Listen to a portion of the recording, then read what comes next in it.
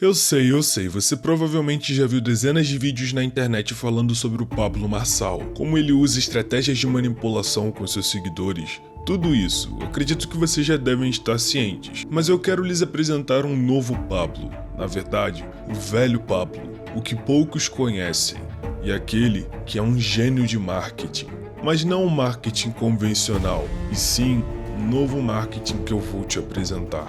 Que eu gosto de chamar de marketing da idiotice. Eu conheci o Pablo Marçal como muitos de vocês, um coach, uma profissão que hoje é muito sucateada, porque por muito tempo foi usada como máquina de fazer dinheiro, repetindo ideologias antigas e muito repetitivas, mas que porém funcionavam. E tudo isso é também muito perigoso, pois na maioria das vezes as pessoas que são guiadas por esses grandes gurus modernos são na maioria das vezes pessoas em estados frágeis da vida. Todos nós já passamos ou vamos passar por um momento sensível em nossas vidas, onde precisamos de uma direção, uma palavra amiga ou um conselho. E é aqui que muitos desses gurus te encontram, dizendo que tem aquilo que você precisa, seja um conselho, um insight, uma senha, um código ou um drive. Todos são jogos de embaralhamento mental para reformular aquilo que já existe e facilitar a criação de sua seita. Tudo se trata de dizer aquilo que as pessoas querem ouvir, as tratando como mini computadores, que quando você dá os comandos certos, você consegue com que elas façam aquilo que você quer que elas façam, na hora que você quiser. Mas hoje, obviamente, é muito fácil notar que Pablo, sim, criou uma seita. Sim, uma seita. Eu sei que ele tem sido ironizado por todas as bobagens que ele faz, mas é bem mais sério do que você imagina. E tudo fica mais claro quando olhamos de perto e comparamos com outros gurus. Mas antes disso, o que são seitas? Em geral, elas se configuram como movimentos ideológicos, que formam grupos marcados por duas características fundamentais: o apego a um líder e a negação do mundo. As leis e costumes de fora da seita são decadentes e inadequados. Uma das características mais perigosas é que seitas são sutis. As seitas religiosas acabam tendo um maior potencial de conquistar a devoção e o fanatismo dos seus seguidores, pois incluem uma fé no divino ou em forças ocultas, natureza ou na própria divindade do ser humano. Isso é um prato cheio para aqueles que querem aglomerar pessoas que se sentem incapazes diante das dificuldades e dores do mundo. E a gente vê todas essas características na seita de Pablo. E o que leva uma pessoa a entrar numa seita? O que leva a gente a abrir mão do nosso poder de tomar decisões importantes, pensar claramente, reconhecer nossas forças e fraquezas e seguir cegamente uma ideia, pessoa ou mito, ao ponto de arriscar nossas vidas e a das pessoas que amamos. Normalmente as pessoas acabam se envolvendo com seitas em busca de um lugar onde se sintam aceitas. Esses grupos e seus líderes costumam fazer promessas tentadoras de poder, salvação, riqueza e entre outras coisas que parecem irresistíveis para quem está tentando entrar. E mais, líderes de seitas geralmente têm um carisma incrível, o que faz com que sejam vistos como encantadores, cativantes e convincentes. E por que os seguidores de Pablo Marçal fazem parte de uma seita? Bom, pois eles seguem todos os elementos de uma. O mais importante elemento é o líder, e é claro que nós temos um líder, ou melhor, rei, ou até deus do seu templo. O segundo elemento são os seguidores, e nós temos muitas pessoas que são capazes de ouvir qualquer coisa que seu rei diz, sem questionar, e ai de quem se colocar contra ele. Este será humilhado pelo rei e ironizado por seus seguidores. O terceiro elemento é a ideologia, e no caso de Pablo é muito complexo, pois sua seita é uma mistura de um cristianismo distorcido, onde Pablo se vê a pé de comparação com Deus, se vendo em uma posição de até aconselhar Deus. Mas não só isso. Outro ponto importante na filosofia de Marçal é a prosperidade, que ele procura sempre atrelar com o discurso religioso, procurando justificativas bíblicas para buscar a riqueza a qualquer custo, dizendo coisas como: o Senna não tinha avião próprio, não. O Senna não pilotava helicóptero igual eu, não. Vamos tratar o Senna agora e pôr ele no lugar dele? Que Deus o tenha, mas deixa eu te falar uma coisa. O Senna não era bilionário. Você não precisa ler a Bíblia 6 vezes, assim como Pablo Marçal, para perceber a heresia que ele está cometendo, usando o nome de Deus para articular ideias megalomaníacas na cabeça de seus seguidores. assim como muitos pastores fazem há séculos. Mas o Pablo faz de uma maneira diferente, não em uma igreja, mas sim no seu templo, não por trás de uma religião, mas sim por trás de uma seita. E Pablo usa um argumento que eu acho brilhante. Quando questionado pela forma como ele fala de Deus, de maneira muito peculiar, ele sempre utiliza uma estratégia interessante, dizendo que seus críticos têm ciúmes de Deus. Um discurso parecido com aquele de chamar todos os seus críticos de invejosos de tudo aquilo que você tem. Assim fica muito fácil de convencer mais ainda os discípulos de sua seita. Afinal de contas, todos os seus críticos são ciumentos de Deus. Todos têm inveja de sua prosperidade e da sua relação com Deus. Mas o líder, não, ele é especial. Ele é diferente, ele é iluminado, e é por isso que você tem que seguir ele cegamente. E ao contrário do que muitos pensam, eu não acredito que isso seja só para vender curso e enriquecer. Eu acredito que ele está em busca de algo maior, mais sombrio, algo que todo líder de seita também ama: o poder. O poder cega as pessoas como Pablo. Quando o homem é venerado como um deus, diante de pessoas que se consideram inferiores a ele, isso lhe dá uma sensação que vai além de qualquer um dos prazeres da vida: o poder, mais conhecido também como vaidade, que é um pecado capital bem conhecido. E como muitos de vocês devem saber, ele é o pecado favorito do...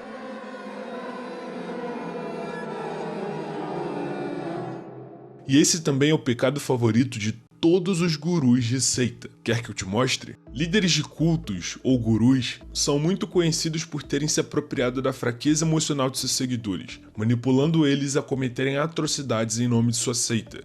Casos como Charles Manson, Jim Jones, Shoko Asahara ou até mesmo o brasileiro João de Deus são casos que são estudados até os dias de hoje, pois não se pode negar que é genial o ato de persuadir centenas ou até milhares de pessoas a fazerem exatamente aquilo que você quer apenas na base de persuasão, assim como outro carinha que vocês conhecem bem. Mas todos esses líderes de culto tinham vários elementos em comum, e eu vou ressaltar o mais importante: a vaidade. A busca incessante pelo poder é algo que se mostra tão ou até mais instigante que o dinheiro. Imagina como deve ser ter centenas de pessoas dispostas a atender todos os seus pedidos, luxos e vaidades, seja uma massagem, um favor sexual ou dinheiro. Mas o que de fato faz com que as pessoas estejam dispostas a tudo isso? É um ponto muito importante que eu quero que você preste atenção. Todos eles faziam seus discípulos acreditarem que eles eram iluminados, superiores, melhores que eles. Todos eles estabeleceram uma hierarquia. Pessoas perdidas podem escolher qualquer líder para seguir, seja um guru sexy cheio de plásticas, um maníaco ou até mesmo um homem de aparência comum. Mas se você realmente quiser a lealdade de seus seguidores, você deve estabelecer uma hierarquia, mas não uma hierarquia comum. Não, isso não é o suficiente para você ser vangloriado e chegar ao ponto de cobrar 150 mil reais em um almoço com você. Seus seguidores devem achar que você é especial, melhor que eles, um ser mágico. Você deve ser um messias, um rei, um deus daquele ambiente. E se as pessoas comprarem essa ideia, você pode fazer o que quiser com elas. E temos vários exemplos disso. Shoko Asahara, um líder de um culto japonês, atraía seus seguidores, os fazendo acreditar que ele tinha poderes místicos e que ele conseguia até levitar. Mas, sob a liderança de Asahara, o Aum Shirinkyo, como era chamado seu culto, desenvolveu crenças extremistas, incluindo a ideia de que o fim do mundo estava próximo e que apenas os seus membros seriam salvos, o que acabou culminando em ataques terroristas pelo grupo, como o ataque com gás sarin no metrô de Tóquio em 1995. Esse ataque matou 13 pessoas e feriu mais de 1000, chocando o Japão e o mundo. Ou então, o famigerado Jim Jones, que convencia os seus seguidores de que ele era um ser iluminado, principalmente por meio de falsos milagres e sua habilidade de manipulação psicológica. Ele organizava curas milagrosas e demonstrações de poderes sobrenaturais durante os cultos, muitas vezes encenadas com a ajuda de cúmplices. E adivinha só, Jim foi responsável por um dos maiores suicídios coletivos da história da humanidade, onde 900 pessoas tiraram suas próprias vidas, em Jonestown. E também temos o famosíssimo Charles Manson, que em suas viagens na droga LSD com os membros de sua seita, ele alegava que sentia os pregos nas mãos, assim como Jesus em sua crucificação, dando a entender que ele era como um Messias. E como alguns já devem saber, Charles usou seus membros para cometer um dos assassinatos mais brutais da história de Los Angeles, onde seus membros fizeram o que fizeram com 7 pessoas, dentre eles uma mulher grávida. Ou então a gente pode deixar mais local. Temos o João de Deus, que dizia conseguir curar AIDS e câncer com os poderes que Deus tinha lhe dado. Mas nós sabemos que de Deus João não tinha nada, porque o que ele fazia com suas discípulas era maligno, e ele usava a palavra de Deus para isso. Não que eu esteja alegando que Pablo Marçal seja capaz de cometer barbaridades como essas que eu citei. Não é esse o ponto. Mas todos eles precisavam ter uma justificativa especial para serem seguidos por seus discípulos, para que eles façam algo em nome de sua lealdade. E não restam dúvidas de que Pablo Marçal já estabeleceu há muito tempo essa hierarquia. Eu realmente ainda não sei qual é o propósito final de Pablo com seus discípulos. E eu sei que parece ser um exagero comparar ele com todos esses grandes líderes de seita, mas eu quero que vocês entendam que naquele ambiente ele tem o poder de fazer aquelas pessoas agirem como ele bem entender, e é aí que a especialidade de Pablo entra em ação. Com dezenas de câmeras voltadas para si e milhares de seguidores à sua disposição ao vivo, ele pode dizer o absurdo que quiser, que tudo isso será aceito pelo seu público. E aí ele cria o famoso canhão de mídia, ou mais conhecido como marketing de guerrilha. Você não sabe o que é isso? Deixa eu te explicar. O marketing de guerrilha é uma estratégia publicitária que utiliza técnicas inovadoras, não convencionais e de baixo custo para promover produtos ou serviços. O termo foi popularizado por J. Conrad Levinson em seu livro Guerrilla Marketing, publicado pela primeira vez em 1984. Essa abordagem se destaca por ser criativa e capaz de gerar um grande impacto através de ações surpreendentes que atraem a atenção do público de maneira direta e pessoal. Você já viu esse tipo de anúncio na internet, onde uma marca busca chamar a atenção acima de qualquer outro custo, para somente depois tentar uma conversão? Os melhores exemplos que você sem sombra de dúvida já viu são como esses, onde a marca diz gastar o orçamento do designer na promoção, e você vê claramente uma arte mal feita, que sem dúvidas vai chamar sua atenção. E um grande exemplo atual de como o marketing de guerrilha tem sido utilizado de outras formas é a estratégia de um homem chamado Andrew Tate, onde ele tinha uma equipe que vivia o gravando dizendo coisas absurdas e outras positivas, que sem sombra de dúvidas faria com que as pessoas o criticassem e discutissem na internet, encharcando as sessões de comentários e dando assim o engajamento que Andrew queria. Usando essa estratégia como funil de vendas, Andrew Tate vendia um curso chamado War Room, que tem como propósito ser um curso que vai te ensinar a fazer dinheiro na internet e escapar da Matrix. A questão é que uma das formas que Andrew ensinou de ganhar dinheiro na internet era de pegar trechos de suas falas polêmicas, recortar e postar em plataformas como TikTok e Instagram, para que quando esse conteúdo viralizasse, seus alunos pudessem vender o curso como afiliados, fazendo assim uma grana. O ponto é que isso é claramente uma pirâmide financeira, pois os alunos faziam dinheiro vendendo um curso que ensina a fazer dinheiro. Matematicamente a conta não bate, porque a sustentabilidade do modelo depende exclusivamente do recrutamento contínuo de novos participantes, em vez de gerar receita através de vendas legítimas de produtos ou serviços. Mas recortar vídeos também não era a única forma em que Andrew ensinava seus alunos a fazer dinheiro. Ele também ensina seus alunos a serem web cafetões.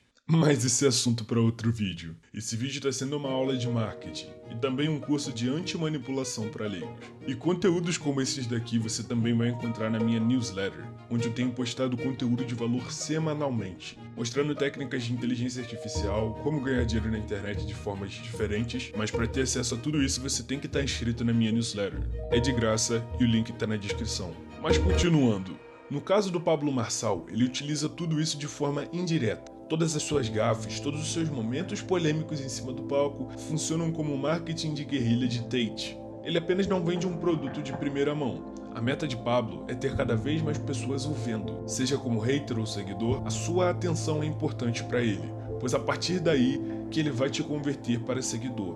Pois em seus stories e perfil pessoal, Pablo é um homem de família, centrado, triatleta, e religioso. E o mais perigoso de tudo é quando a religião entra na jogada. Todo o discurso de Pablo é idêntico e nitidamente inspirado no gospel próspero, ou prosperity gospel, que é um segmento do gospel como conhecemos, porém muito mais focado no dinheiro.